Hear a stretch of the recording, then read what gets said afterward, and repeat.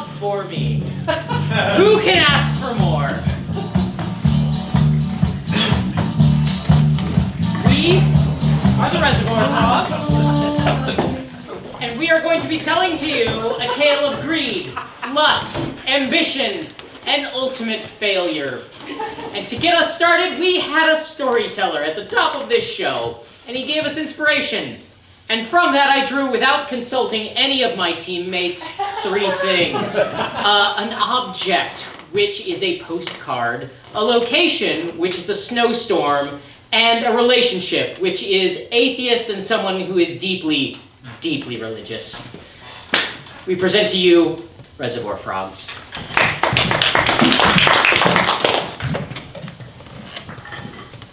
Hi, I'm Pastor Jiminy Cricket, and as you might guess, I presided over all of the Disney weddings, and I'm probably the most religious man that you have ever met.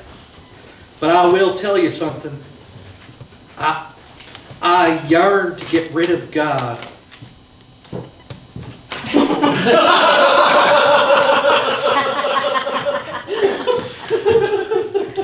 Hi, I'm Deborah Smith. I am just here in this new spot. I'm normally from the South, so I'm not used to all this snow here. So I just really want to make some new friends. It's really hard because people in this area don't really talk to each other. They just kind of ignore each other. It's like they want to ignore and be ignored. I don't like it. So I'm just here to make friends. Hi, I'm Dick. Dick Johansson. Me and my brother Dick Johansson have York-Avord snowplowing service. We'll meet all your snowplowing needs here in Winnipeg, Manitoba. York-Avord snowplowing service is offering 50% off for Black Friday for all your seasonal whole winter snowplowing needs.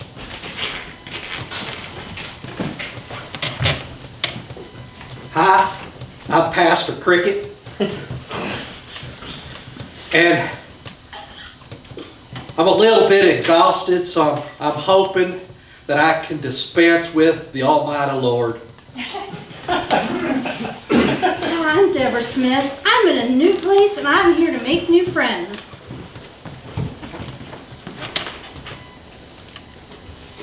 Hi, I'm Dick. I'll plow you right. Oh.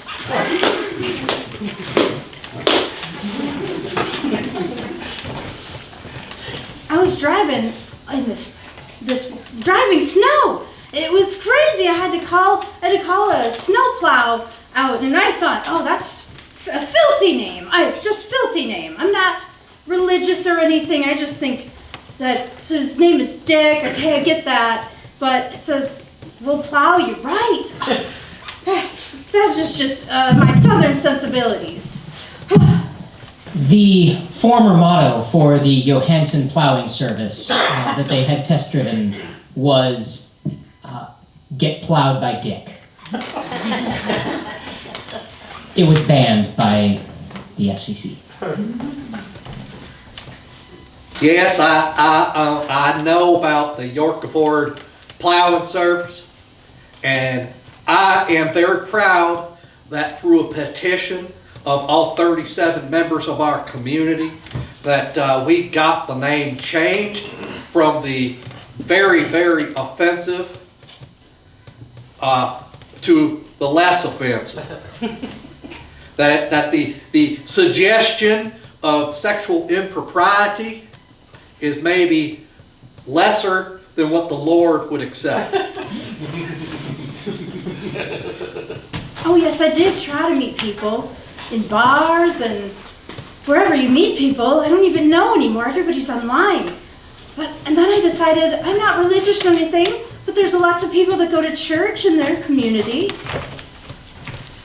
All 37 people except for the one come to church, and I think that I've made a breakthrough, that the one is finally going to attend our parish chapter. He told you what? Oh, yeah. Hi, I'm Dick.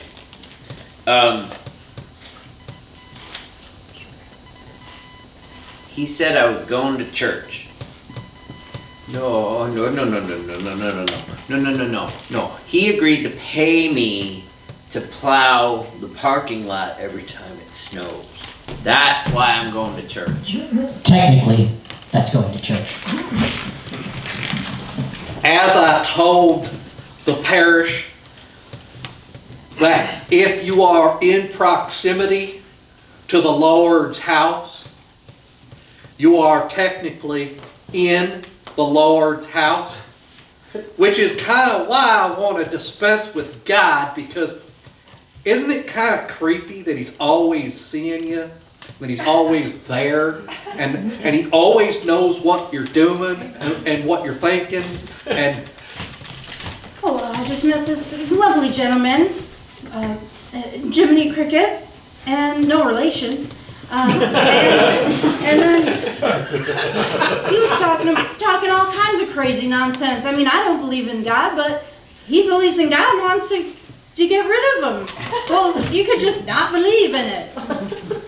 I decided that I would pay Deborah, to carry out my wishes. I mean, I don't care how she does it. Poison, maybe a sniper rifle. Because, I mean, if he's always there, then there's something there to shoot or to poison or... So I'm in my truck. Oh, hi, I'm Dick. I'm in my truck. I'm at the church parking lot, and I'm plowing the church parking lot. He's got loudspeakers up on the light pole so they can play the sermon in the parking lot. And I got the window open because, it gets hot when you're plowing. And I'm listening to the sermon while I'm plowing the church parking lot. And he's talking about, he sees you when you're sleeping. And he knows everything you do. And it's like, is he talking about dear sweet Lord baby Jesus, or is he talking about Santa? Is he talking about Santa? I think he thinks it's Santa, and not God. Well, I mean, according to the gospel, they're one and the same, right? I mean, we give presents in the name of Jesus. Pastor Jiminy Cricket did not, in fact, understand the difference between Jesus and Santa. And no one ever figured it out. What?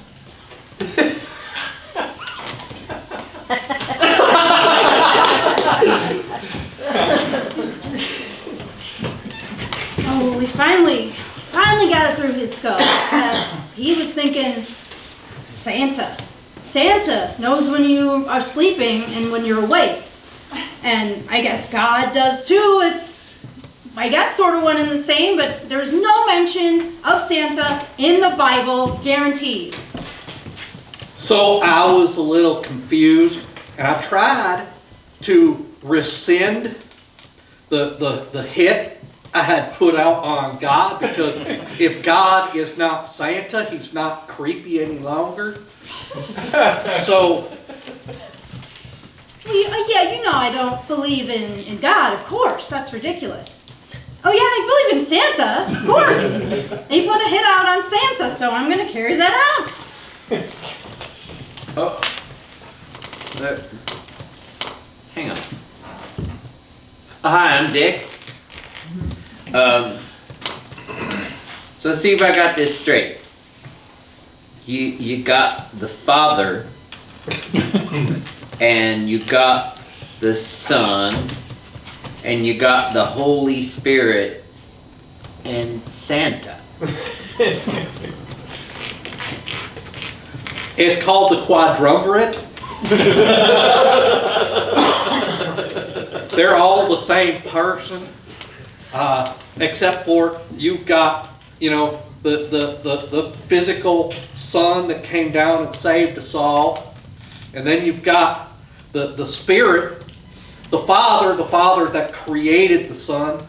And then you've got the Holy Ghost that is that essence of faith and goodness and wonderfulness. And then you've got presence. It was perhaps coincidence, or circumstance, or serendipity that led Pastor Jiminy Cricket to put out a hit on Santa Claus when the new person in his congregation only recently finished killing the Easter Bunny, a leprechaun, and Uncle Sam.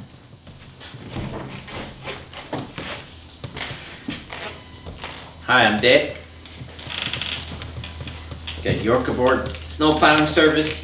Still got that Black Friday special, 50% off the whole season snow plowing. So, I finished plowing, and the sermon's still going on, and I just can't believe my ears. I go into church, and I sit in the back pew, and I wait, because I want to get paid, right?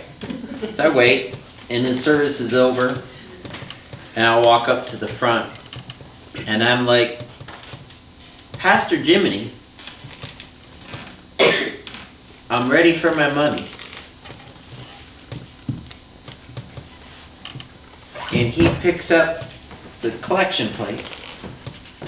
And I handed him a $20 bill right out of the collection plate. Now, I mean, all of the parishioners, all 36 other ones, saw this and they were looking kind of strangely that I was handing this man in a snowsuit and a hat a $20 bill out of their hard-earned money that they had placed in the plate so that I could drive my Rolls Royce. I just started making friends here, and they all left because Jiminy is just blatantly taking money out of the collection plate. I guess he's not trying to hide it. Well, the other ones are trying to hide it with pageantry and all that. But now I don't have any friends except for Dick, that vile man that plows all the snow. I did tell Deborah that I would be willing to be her friend. But there was something about us not being able to be friends because we had a business transaction going on.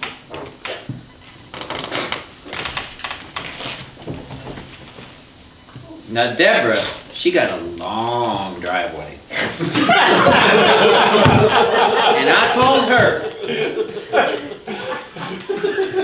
it's the York Award plowing service. I can plow you right. She said, no thank you, sir, I'll shovel it myself. Oh yeah, that vile man. Oh, I just can't believe what the things that comes out of his mouth. But he's my only friend right now, so I guess I gotta... Most of the things that come out of Dick's mouth is Dick's own name. That doesn't make it any better.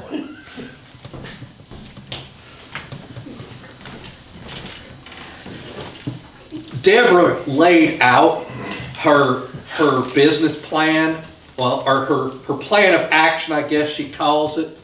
And I wasn't quite sure why she needed money to go to the North Pole, because Santa lives in the church. All she has to do is wait for him to show up when it's his duty, when it's time for him to be in business. And the night is nigh. It is almost here. We are at 11:55 on the doomsday clock. It is nigh. It's very nigh. It's so close. I'm on my way tomorrow. I'm on my way to the North Pole. Because I'm going to get that bastard for not giving me a present when I was 8 through 12. What a terrible man.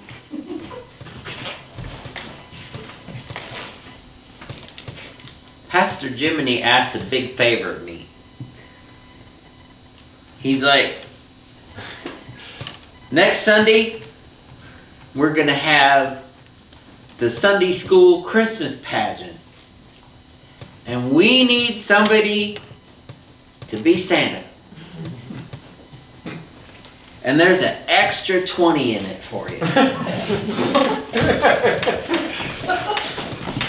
I even had a suit and a beard that he could wear, which is a little odd because, Hebrew rabbis back in the day that Jesus was born did not have beards, even though the pictures all show beards. But Santa does have a beard, which again is kind of creepy because what's an old man doing wearing a beard handing presents to little kids? But far be it from me to wonder what the gospel tells us. Right?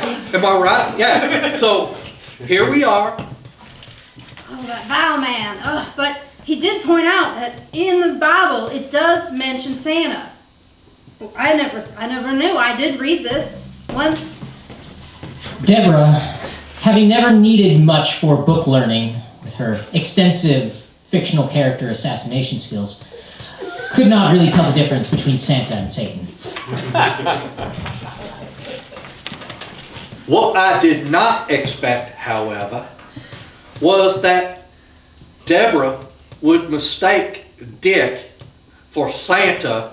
I mean, he was dressed up that way, the fictional Santa, not the real one. And, I mean, I ran after her. I tried to tackle her as she was sprinting down the aisle between the pews. She had a lance in her hand. She was getting ready to toss it right at Dick/Santa. I didn't know what to do because she was faster than I was. So I kneeled down and I prayed. I prayed to God. I prayed to the Almighty Lord that He would find it in His heart to trip Deborah before she could slay Santa Dick. And we are all aware of the intense power of thoughts and prayers.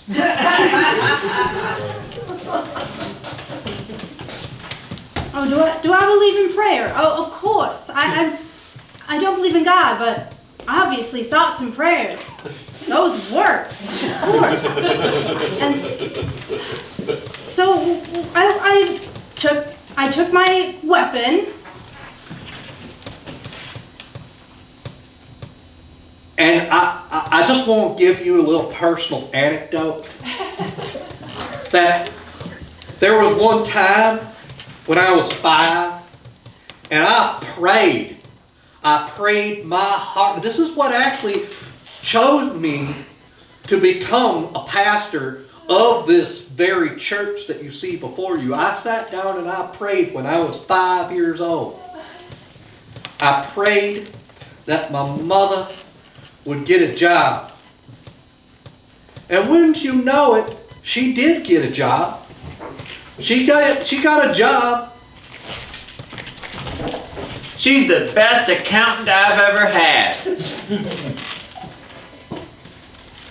Ethel, she knows how to sort all them departments and the receivables and the outgoings. Yes, that is correct. My mother works for Dick.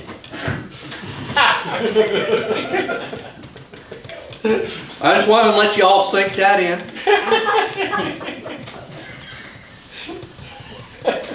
She came up with the slogan.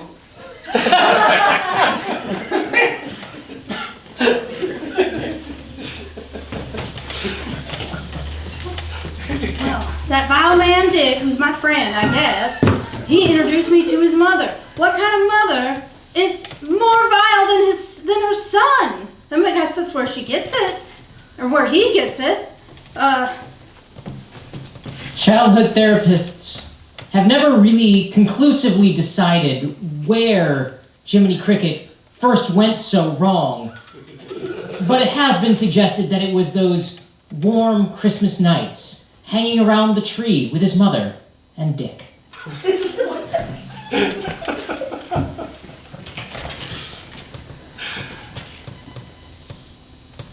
I don't remember a lot of my childhood. I remember praying that my mom got a job. I remember that my mother got a job. And then after that, it's like a blur until seminary. I know I prayed a lot. I know God exists. I want him gone out of my life, because every time that I pray, something happens. Well, of course. Of course. I prayed so that I could kill Santa. And then, just as you know it, Jiminy was just telling a story to no one. That's what pastors do, I guess. And I was so enthralled that I put down my weapon. And Santa got away. But maybe that's why I can't make friends, is because everyone knows that I try to kill all their childhood dreams. Well, maybe I should rethink my life. I'm gonna talk to Jiminy, and I'm gonna say, maybe there is a God, and maybe there is no Santa.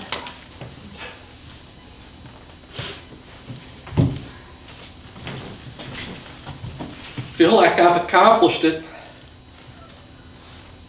My new parishioner that was so into prayers and God and my sermon and my assassination plot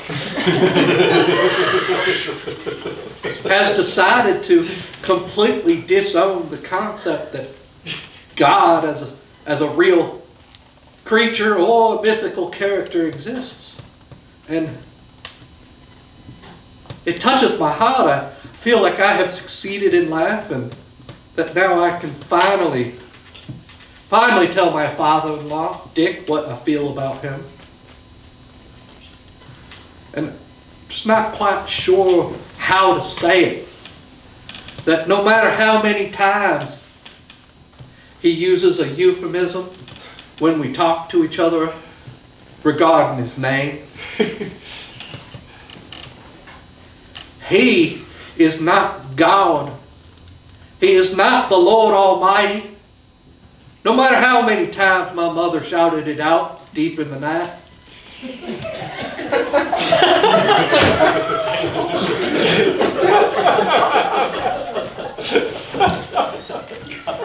No, sir. I'm sorry, sir. That ain't right. I'm not Big Dick. That's my brother Dick.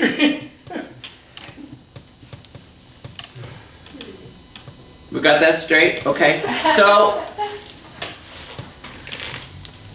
the Sunday school kids are all happy. That cheap bastard Jiminy only gave him candy canes. I wonder what's happening with the rest of the collection plate. The entire congregation was there to thank Deborah for not stabbing Santa Claus, aka Dick, in the middle of a Christmas pageant. But nobody had asked, in all of this time, where was Ethel? The car bomb that she planted in Dick's snowplow would have been the answer if anyone had paused to ask. Epilogue. Oh, well, you never asked why I was in Manitoba.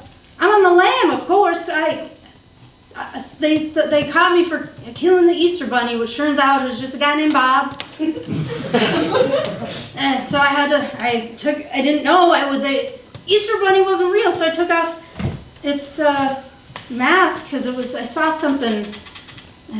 There was a person in there, so I ran to Manitoba. But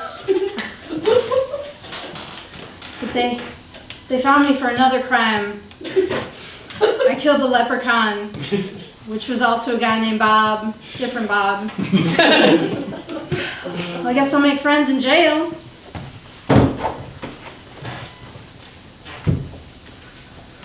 Well, after all the hijinks and my familial attachments to the most vile man in town.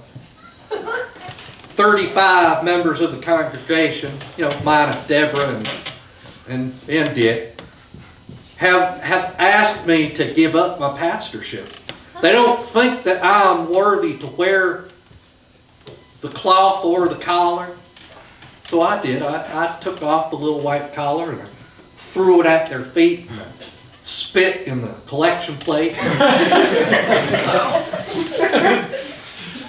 And I decided I would take after my mother and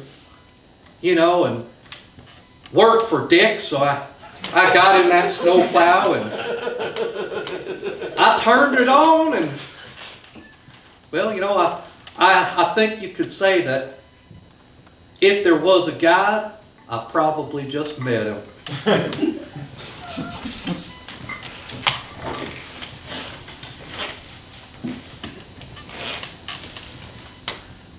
I walked out of the church and I'm heading toward my plow. And Jiminy was in there. And I started running toward the plow. And I'm like, Pastor Jiminy, don't steal my plow.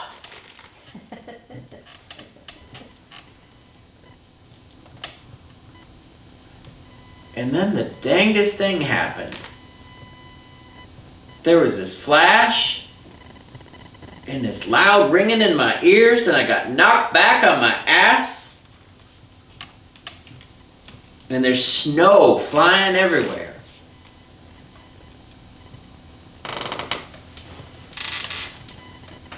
And by the time I was stopped being stunned and I sat up and looked,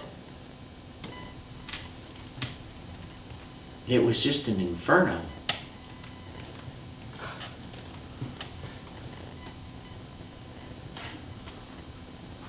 I should have renewed the damn insurance. And so ends the story of the Father, the Son, and the Holy Dick. We've been to Reservoir Frogs. Have a balance.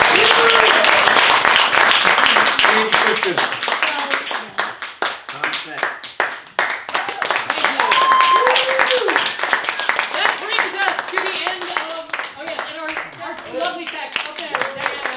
Thank you. It is so hard to do this without somebody running the lights. A nightmare. So that brings us to the end of the show. You have sat through two other improv groups and a storyteller. So thank you wherever you went for being here, because it's all about you. Yes. We will be back presumably next month. Have a good night and drive safely.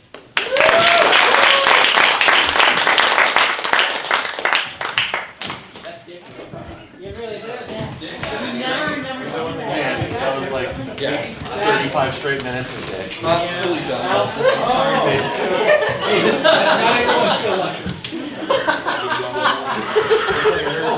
Thank you. This is why it happens. Because you can just keep going. They're just right there.